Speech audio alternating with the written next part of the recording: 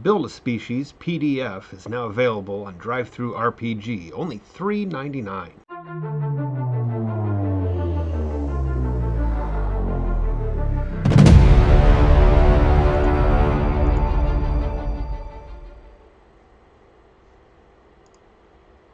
So here I'm just going to do a quick preview of the Build a Species PDF, what it includes. I'm not going to get into the details of everything. It's a small document, and it's only about 20 pages. But it has everything you need to build your own species out of existing traits and abilities of 5th edition D&D species. Races is the archaic term that probably is used by the people within your fantasy world. But top level, I like to use species. So yeah, here it is. It's basic. I don't have the money for illustrators, for professional illustrators.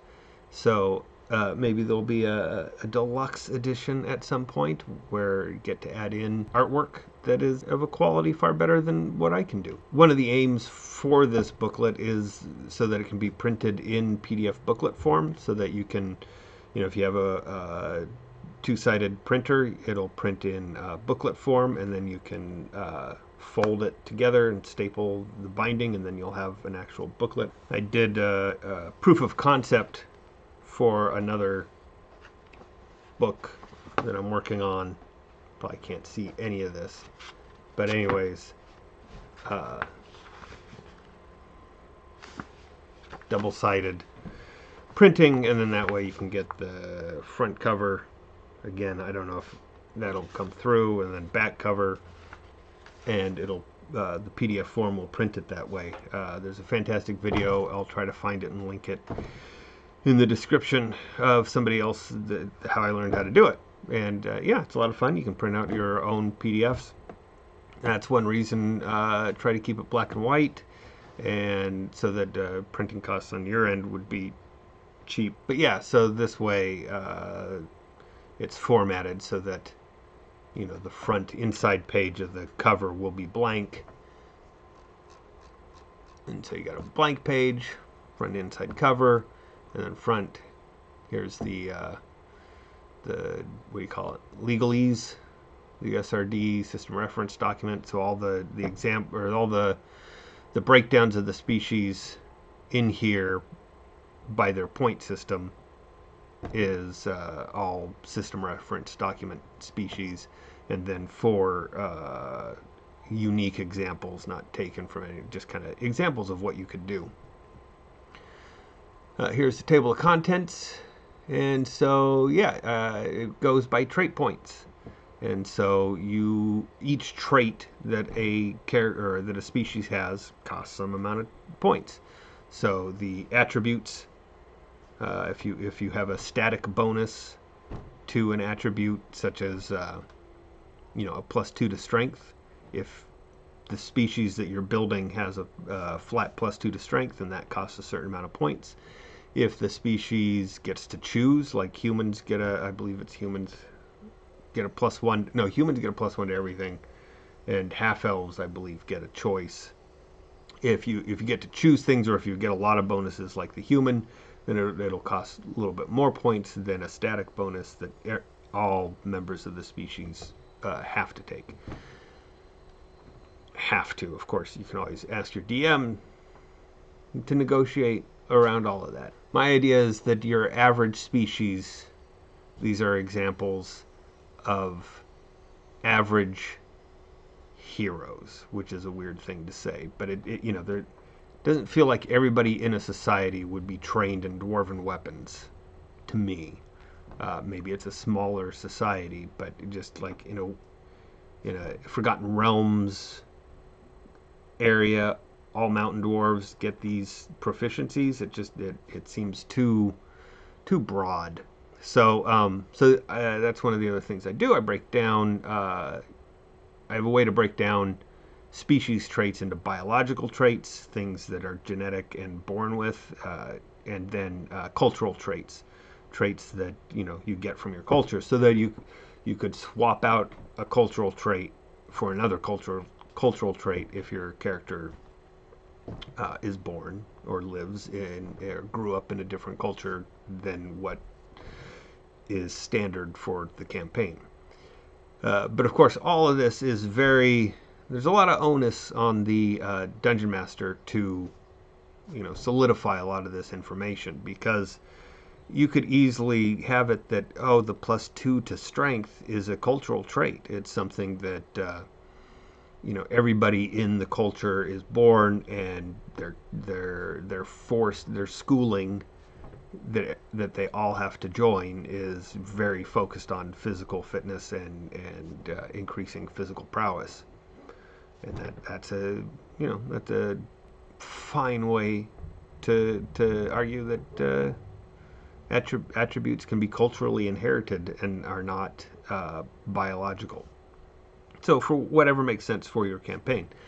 So we've got the trait points, type of trait points, how to convert backgrounds into points so that you could choose more cultural traits and add that, and then also another way to change exchange points for gold, so that your character has either more gold for buying things in the beginning of the camp or before starting game, or starts the game with more coin on them, or in their bank, or under their bed, wherever they keep their coin.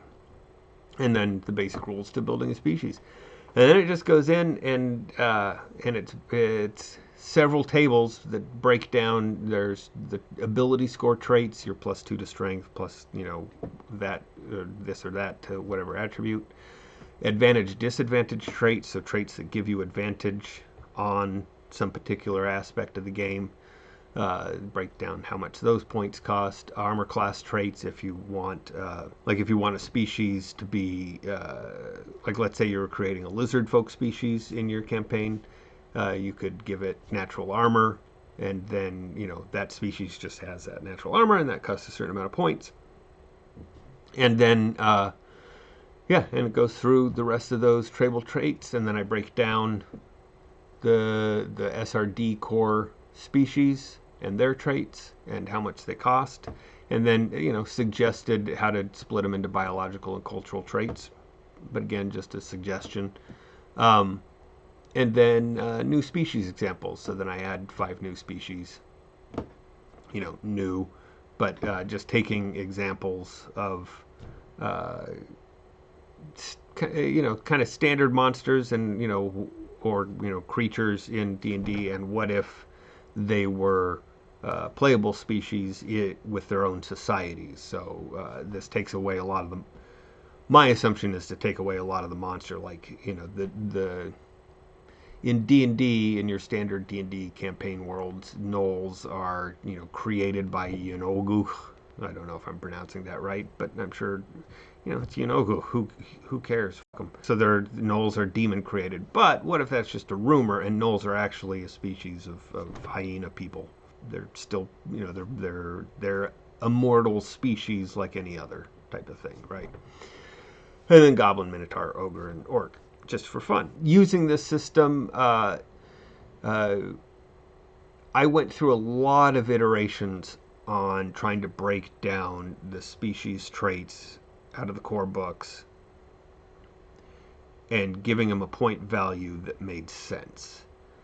And no matter which way I did it, I couldn't make each species come out to the same value to point total at the end. So every species has a different point value, but the closest I could get it gives a range of somewhere between, I think, 125 points to 185 points.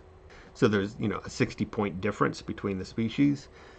And so my suggestion is to then give every PC 200 points. And so even if they pick the species that have 185 or 180 points, somewhere around there, if they pick that, they'll have 15 to 20 points to buy something new that they could say they learned culturally, or that is a part of their specific biological, almost like a subspecies existing separate from the rest of the species. And so that that gives players a little more choice and a little more customization and a little more uniqueness to each species, so that they aren't always this static same, oh, I know this is a elf, don't use sleep spells. But one of the things you can do, if DM approval, is swap out traits for other traits. So you could get rid of your elven immunity to sleep and take something else. And it could be cultural or it could be biological, depending on your DM and how you want to work with it.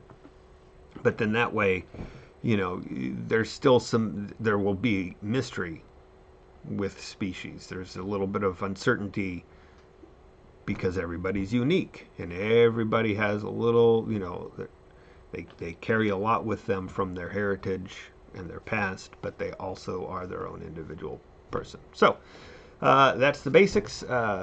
It's 20 total pages. I think 15. Yep, with the table of contents, it's 15 pages of text and tables and examples. And available on DriveThru RPG under Build a Species. Hope you enjoy, and thanks for listening. Bye.